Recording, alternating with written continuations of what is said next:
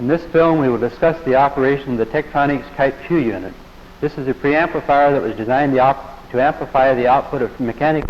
As a preliminary to the discussion of the actual instrument, we will discuss first something about mechanical engineering so we all have a firm basis of the basic terms used in the discussion.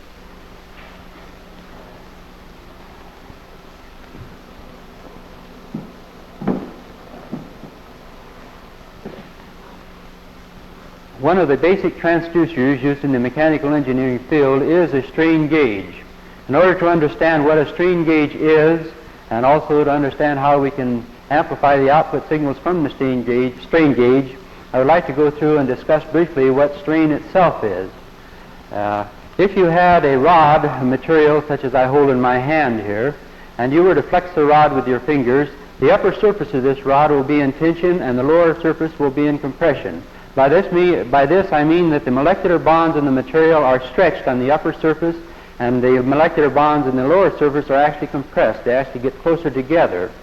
Now, if we take the same rod and exert a tensile force on it, the rod gets longer and the cross-sectional area of the rod decreases. Now, if we measure the increase in length of the rod and divide by the total length of the rod, we get the percentage or decimal increase in length. And this is defined to be the strain. If we refer to the chart, we have this outlined as being delta L, the rod under tensile load, as compared to the original length L, and the ratio between delta L and L is equal to strain.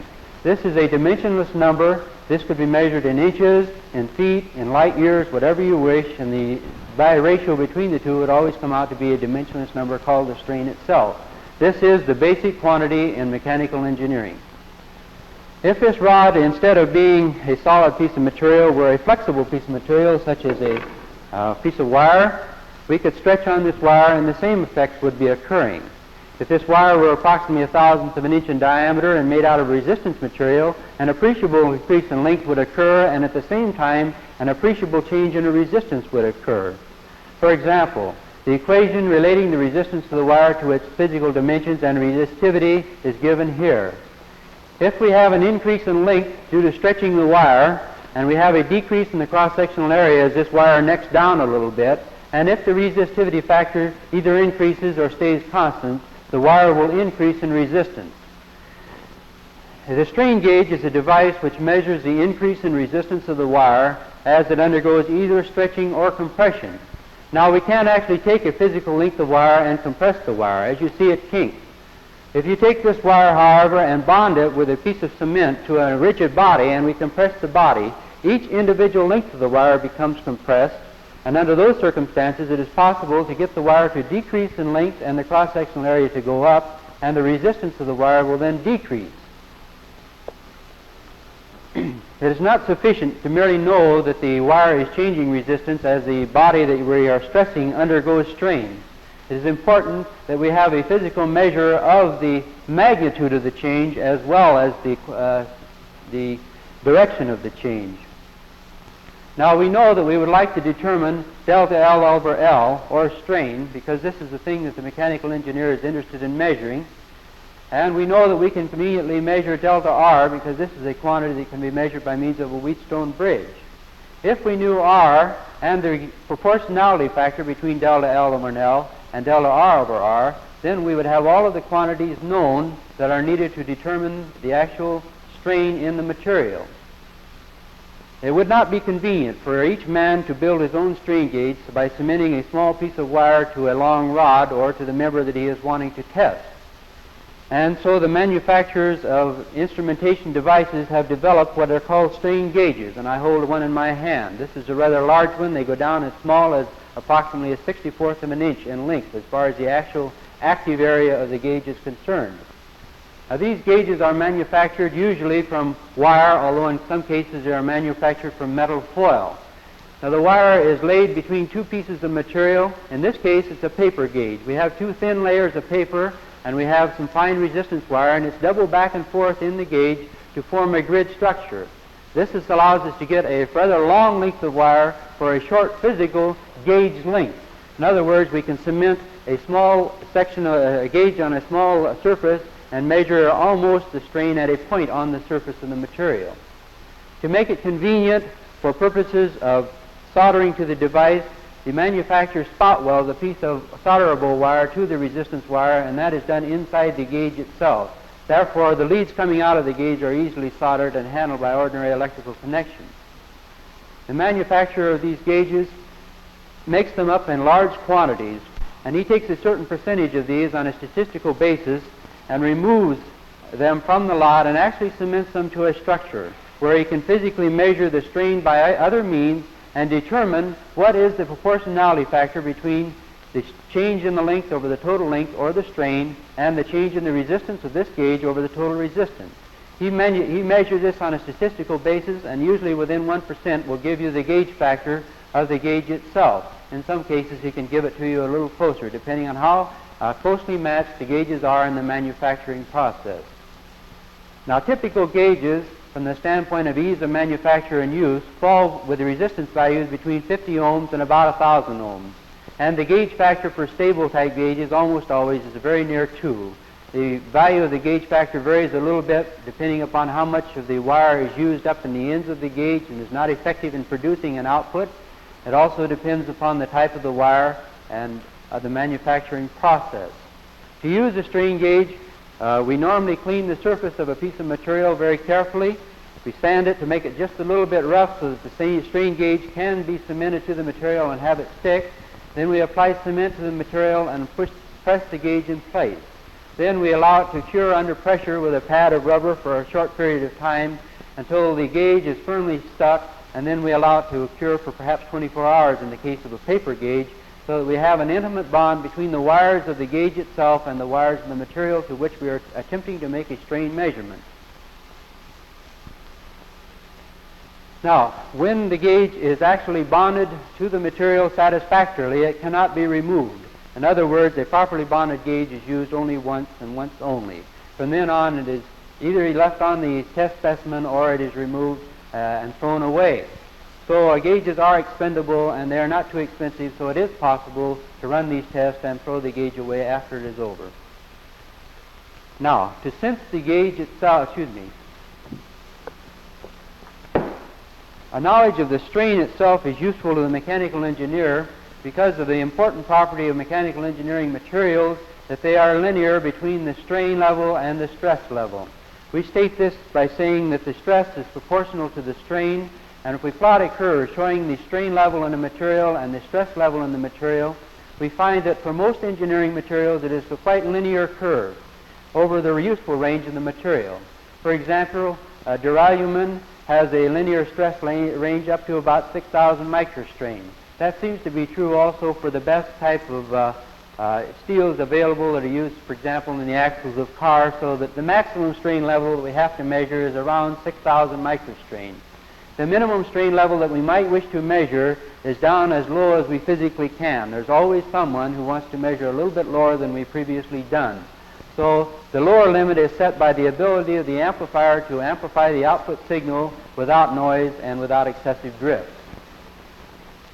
This particular type of steels would stop much less than 180,000 pounds per square inch in stress. For example, machinery steel, type that we normally get for use in machining on a lathe or something of that type, would have a linear range of operation up to about 1/3 of 180,000. Then it starts to draw out, and as a result of its ductility would have a non-uniform curve. For purposes of practical use, the strain gauge must be used in the linear range of the material on which it is fabricated, or we must take very careful care in the calibration and use of the gauge if we're attempting to make measurements out in the region of ductility on a test specimen. Now, the ratio between the stress and the strain is very well known for standard engineering materials. If you have a piece of steel, for example, almost any type of steel, it is approximately 3 times 10 to the 7th psi. So we do not need to know exactly what the modulus of elasticity is for the particular material, because it varies so slightly between materials of manufacture in different steel mills.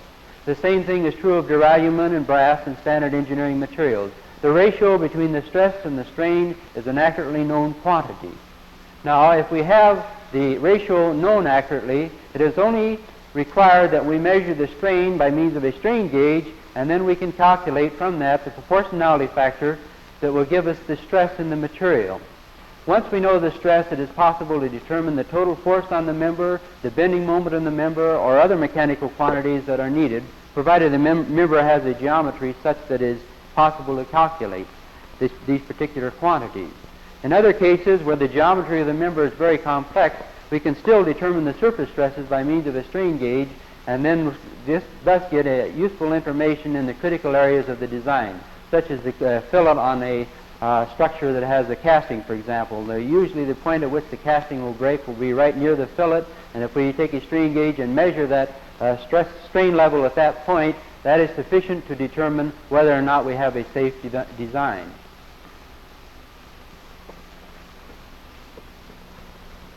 I think you can appreciate that if we had a piece of steel and we were to stress the piece of steel by hand, the elongation or the change in length of the steel would be very, very small. In fact, these might be down in the ratios of 10 to the minus fifth in terms of strain.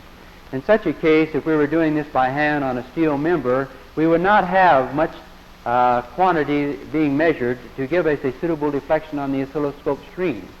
Since the gauge factor is only 2, in other words, the multiplying factor between the resistance change and the strain is only a factor of 2, we would still have approximately a 10 to the minus fifth change to detect and measure.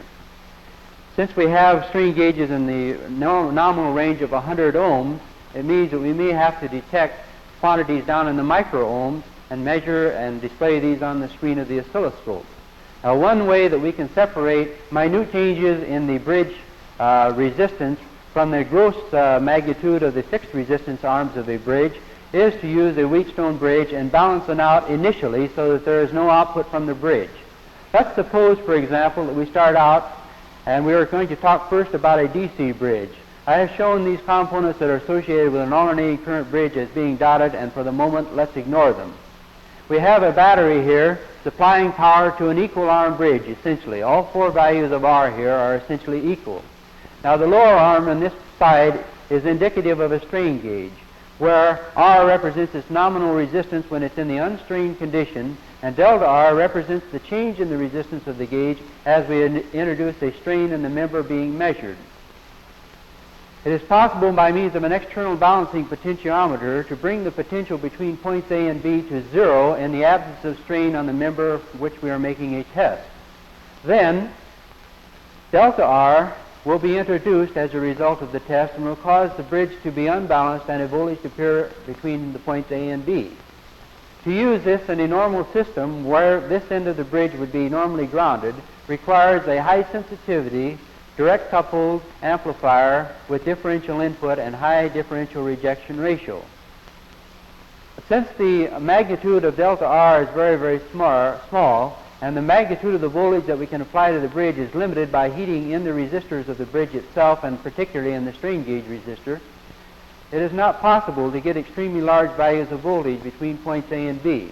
This requires then a high sensitivity DC amplifier for purposes of measurement, and high sensitivity DC amplifiers are in themselves susceptible to drift. And this is the primary limitation of the DC bridge for strain gauge measurement. We might take a moment now to discuss how we would calibrate such a device.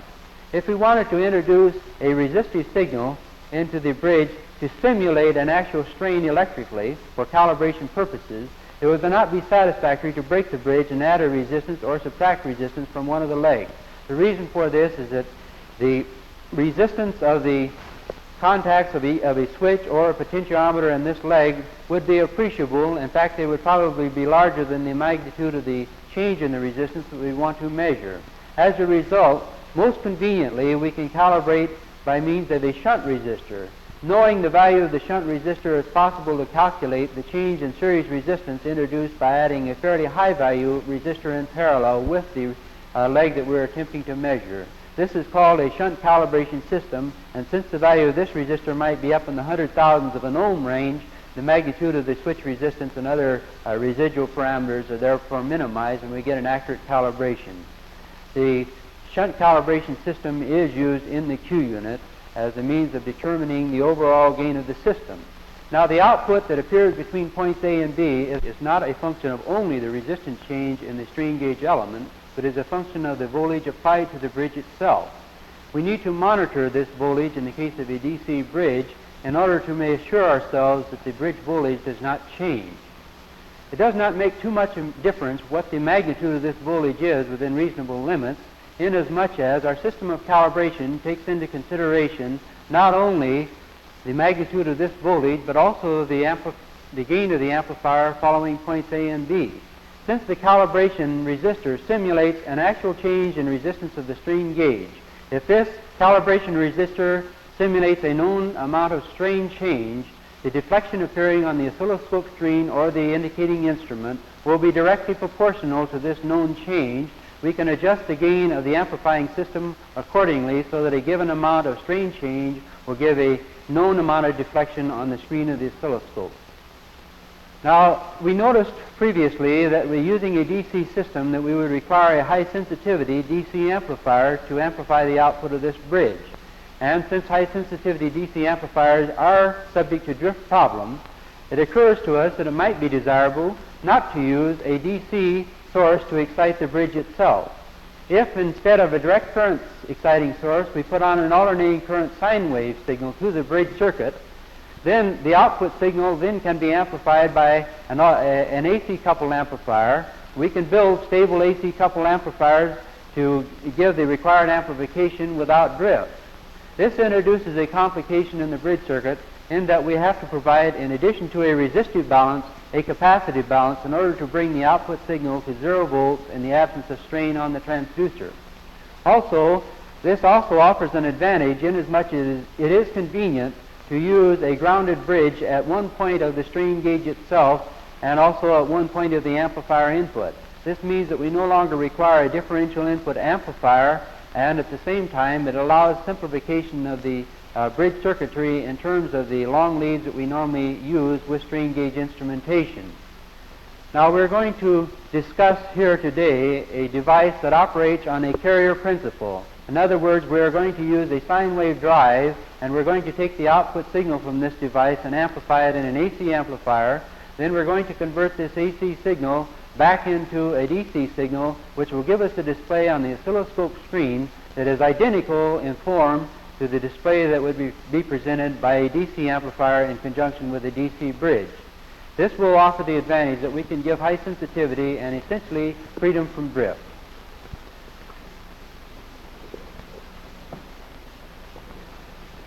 In this block diagram of the Q unit, we have a block representing the transducer itself, which in the case we just discussed was a strain gauge device. Now there are many forms of transducers that we may use with the Q unit, many of them operating on the variation in resistance principle. And if we had a sine wave signal representing a mechanical signal going into the transducer, the output of the bridge itself would not be a sine wave signal, but would be a modulated 25 kc signal. Now this represents the modulation envelope, the heavy lines, and the hatch section represents a 25 kc sine wave signal inside the envelope itself. Now there is no carrier in this system. This is a suppressed carrier, double sideband, amplitude modulated system that's passing through the amplifier. The signal passing through the amplifier has these properties. The reason that we don't have any carrier is that we balance the bridge in the absence of any signal whatsoever and assure ourselves that there is no output signal in the absence of any input signal. Now we take the output of this signal and we pass it through what is called a phase-sensitive demodulator and a filter, and as a result of this demodulation and filtering technique, we get an electrical signal that is identical in waveform to the mechanical signal that was going in.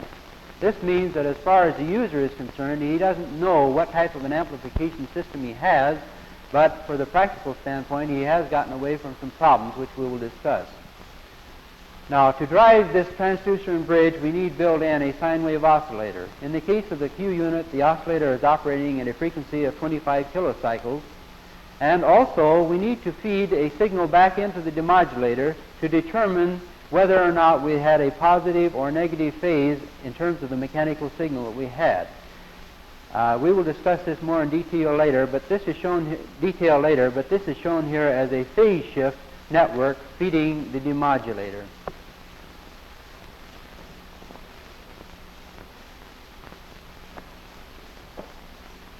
one of the most important parts of this block diagram that we just discussed is the amplifier itself.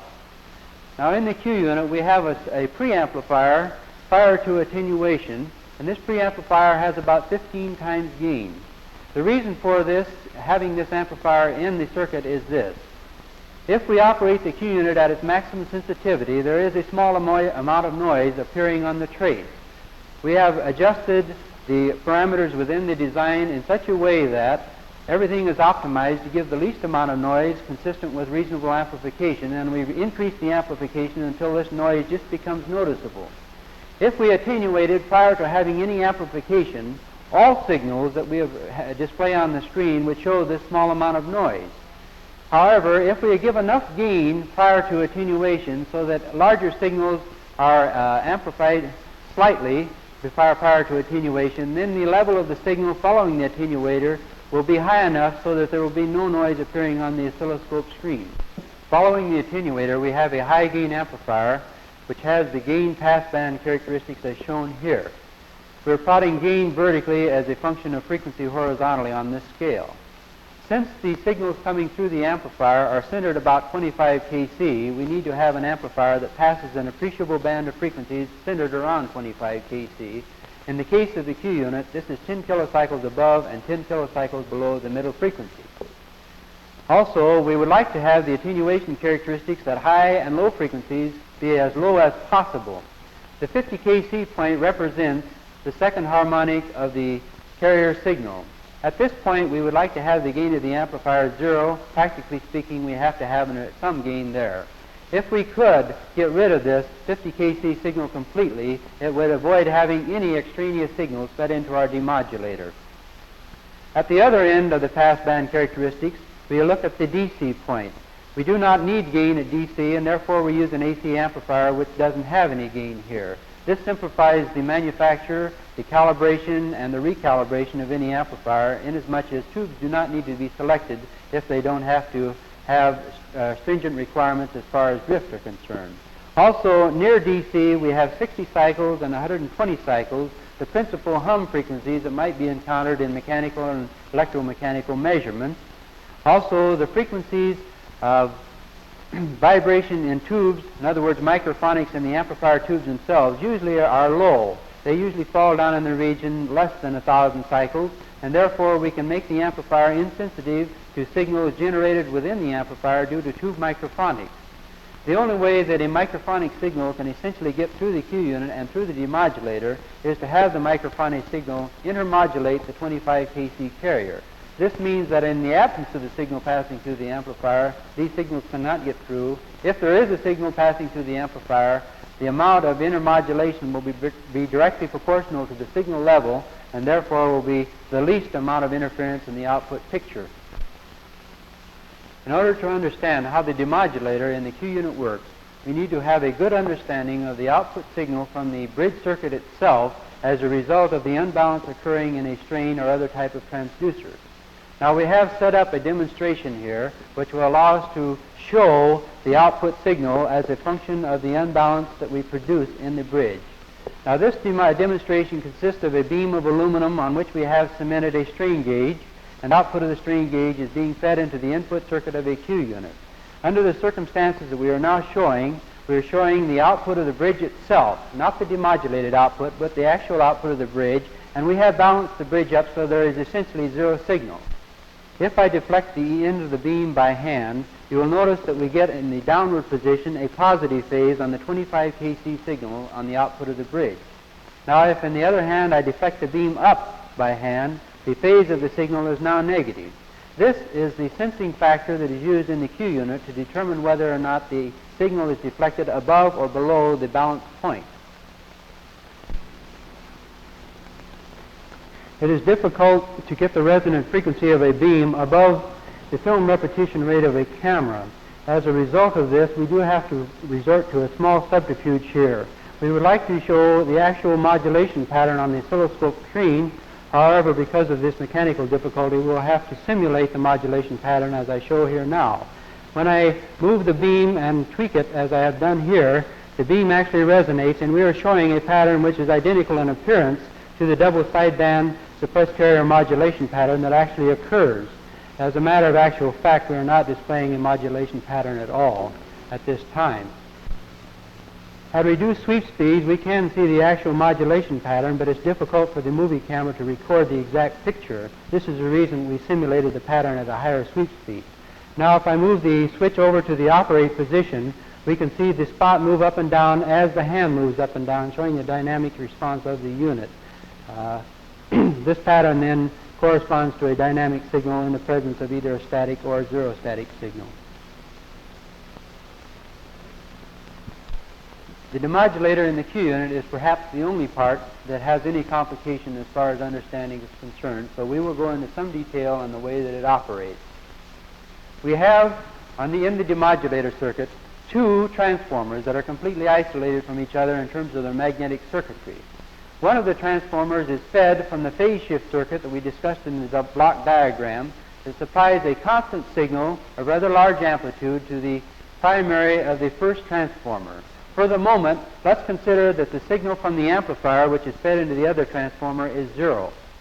Under these circumstances, there will be no signal across this secondary winding, or there will be no signal across this secondary winding. There will be two equal signals fed into the full-wave rectifiers from the carrier supply. Under those circumstances, appearing between these 2 points, we will have a half sine wave, a full-wave rectified 25 kC signal, which I've shown as the upper half of this curve.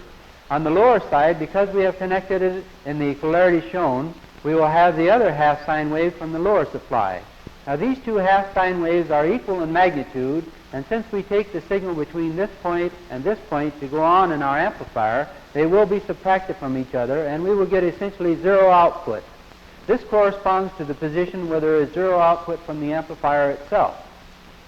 Now, if we were to deflect the beam in the case of our demonstration apparatus in such a way that the polarity of the signal fed in by the amplifier is as indicated, we would have these two signals connected so they aid each other.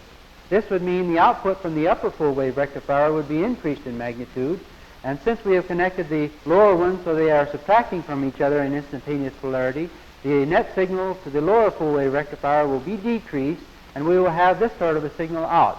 The upper big trace represents the output from the upper rectifier, the lower trace represents the output from the lower rectifier, and the net difference between these two, which is between these 2 points in the circuit itself, is shown by the dotted curve.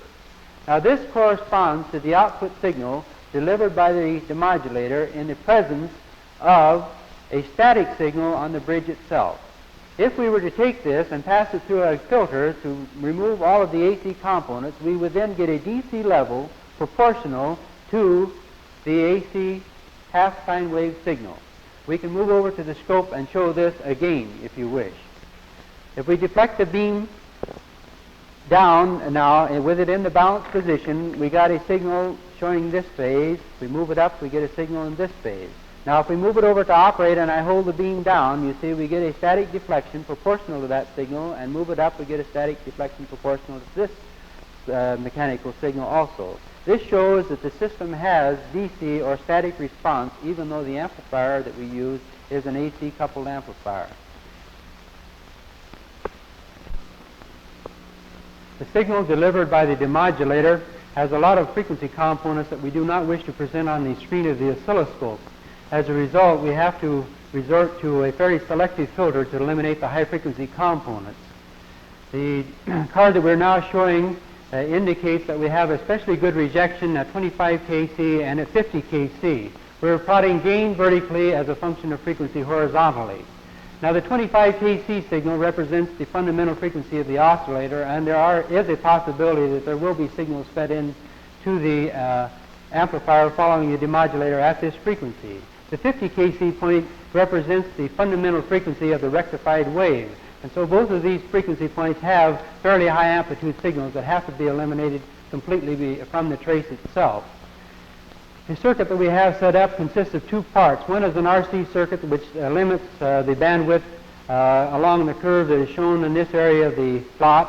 And then the other is a inductance capacitance filter which essentially gets rid of all the high frequency components.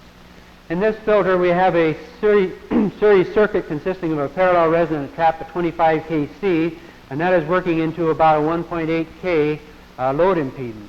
As a result, there is very little signal at 25 kilocycles appearing on the output as a result of this series trap. We also have a parallel resonant circuit at 50 kc feeding a low impedance capacitor network, and this eliminates the 50 kc point in the waveform. In addition, we have a prototype section which does a fairly good job of eliminating all of the high frequency components in the filter, in the output of the filter, I should say. To feed this low impedance filter, we need a low impedance drive circuit, and we have a pair of position cathode followers. These allow us to position the trace on the screen as well as provide the low impedance drive. The bandpass characteristics of the Q unit are set essentially by an RC circuit and also the limiting within the amplifier circuit itself.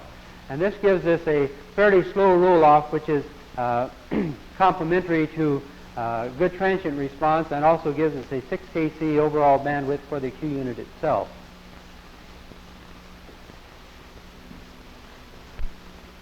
We indicated earlier in our discussion that we would need to hold the voltage to the input of the bridge circuit constant.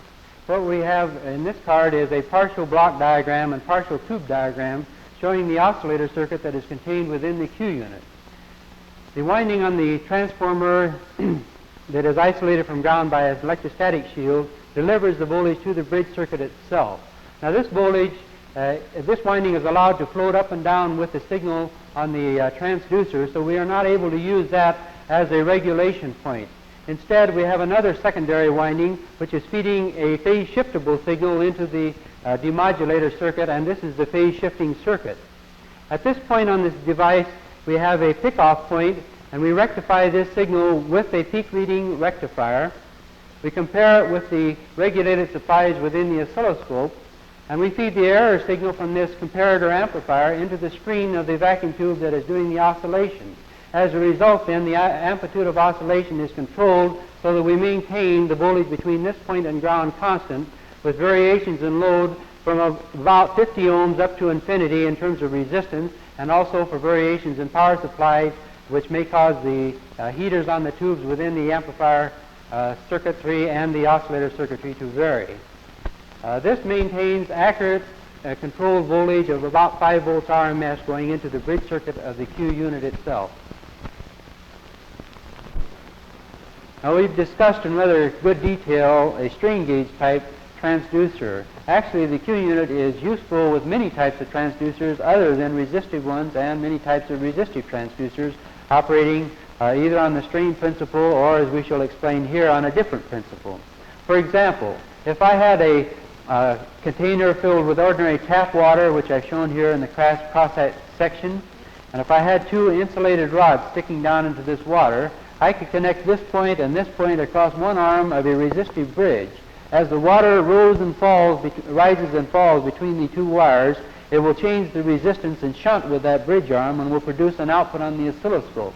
This will allow us then to monitor the wave height, water height, or we can monitor also wave action on the oscilloscope screen, which will show essentially what's happening on, say, a hydraulic model, something of that type. This is a form of a resistive transducer other than a strain gauge, in which you might be using the Q unit. It's interesting to note that if we had, instead of pure tap water, an electrolytic solution here, a DC bridge would cause the material to be deposited on one electrode or the other, and eventually cause an error in the calibration due to change in conductivity with deposit material. In the case of an alternating current bridge, which is what the Q unit uses, each half cycle we redeposit on each one of the electrodes, and as a result they maintain clean surfaces, and the calibration does not change with time. Now, we noted that since we are using an alternating current to drive the bridge itself, that we would get an output signal, and we had to have a capacitance balance control as well as a resistance balance control. If we vary the phase of the signal that's fed into the demodulator by 90 degrees, we can cause the Q unit to respond to variations in impedance other than resistance changes. For example, we can make capacitive transducers, and we could then adjust the phase so the output was proportional to the capacitance of the device, and therefore we could use a variation in capacitance to be produced on the screen of the scope. This could not be done with the DC amplifier, but the carrier system allows this additional flexibility. Also, it is possible to use variation in inductance as a transducing element. I am often asked the question, what transducers inductive-wise can we use with the Q unit? And this is a very difficult question to answer because unlike capacitors, inductors do have quite a bit of residual capacitance and nonlinear effects occurring. And so in general, we have to select a transducer that is designed to operate in the 25 kC region if we want to use the variation in inductance principle. It's perfectly possible to get the unit to respond to a variation in inductance. However, we do have to have a transducer that is designed for operation near 25 kC. Another form of variation which can be used with the Q unit and is often used is what is called a linear variable differential transformer. Now this unit gets its name from the fact that the output is a linear function of the position of a metallic slug which moves within 3 coils in the unit. A typical unit is as shown here, might be the size of your thumb, and the actual size of this slug might be 1/4 of an inch by perhaps 1/8 of an inch in diameter or something of that nature. Now, the way this works is this. If the metal slug is located right in the center, then we have equal voltages introduced in each of the 2 secondary windings, which are connected out of phase as shown. The instantaneous polarities are plus minus, minus plus, and if this is right in the center, we get 0 output from this amplifier. This is the point right here that we're talking about. Now, if we had a mechanical signal, here again sine wave, driving this slug up and down, we would get a modulated 25 kC signal, which is identical to the form of the resistance, capacitance, inductance variation would give. And this signal then can be passed into the Q unit amplifier, demodulated, filtered, and we will present on the screen of the oscilloscope the exact variation of the slug position with respect to time. When the slug is offset from one side to the other, for example, if it were moved up, we would get more voltage induced in this winding than we would in this one. As a result, then we get an output voltage as shown at the peak of this wave, and at the other position extreme, we would get another output peak down here. The reason then this is called a differential transformer is because the secondaries are connected differentially, and of course we can vary the coupling between the 2 secondaries, so the name variable comes in, and the fact that the output is a linear function of position gives us a total name, linear variable differential transformers. These units are available commercially at a very nominal cost, and if you select one that is designed to operate in the range of approximately 2 kC up, I have found that they give very, very satisfactory service. Now, in terms of the sensitivity that a device of this type may give, it's perfectly possible to get a sensitivity such that a movement of 1/1,000,000th of an inch of the actual slug will produce a deflection on the screen of the oscilloscope of 1 centimeter. However, for practical reasons, the matter of installing and getting the rigidity of the slug itself, it is usually impossible to get very satisfactory results above about 100,000th of an inch per centimeter sensitivity, and it's very possible to get a 10,000th of an inch, give a centimeter on the scope without any difficulty at all. This type of a transducer then allows you to make displacement measurement of very small quantities, and it also has the advantage that the output signal level is independent of the speed at which we move the slug, and therefore we don't have any frequency dependent upon the output amplitude is independent of frequency over the range of the Q unit, which is DC to 6 kC. This completes our lecture on the Q unit. Thank you very much for your time.